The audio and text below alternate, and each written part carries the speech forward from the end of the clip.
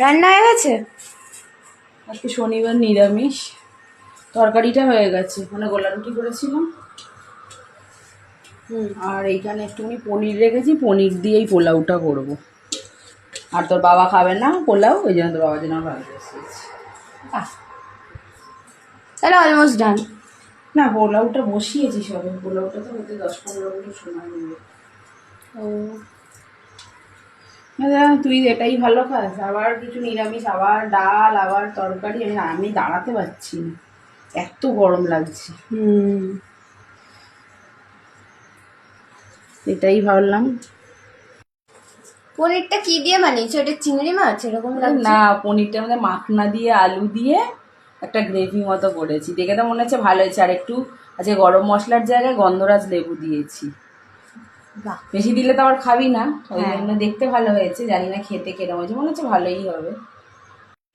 তো এখানে আমার খাবার বাড়া হচ্ছে। না, আজকে ফুড কালার দিইনি, কেমন সাদা সাদা হয়েছে। ভালো লাগছে।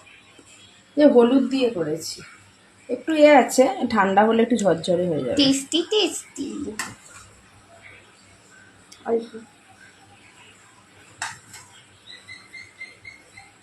আজকে স্পেশাল সব কাচের।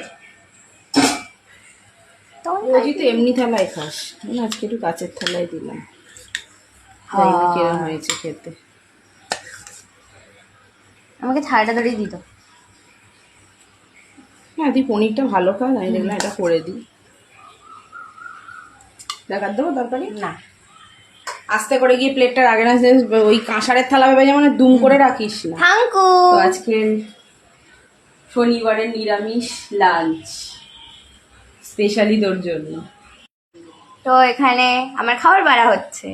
না, আজকে ফুড কালার দিইনি, কেমন সাদা সাদা হয়েছে। ভালো লাগছে। যে হলুদ দিয়ে করেছি, একটু আছে, ঠান্ডা হলে একটু ঝরঝরে হয়ে যাবে। Tasty tasty.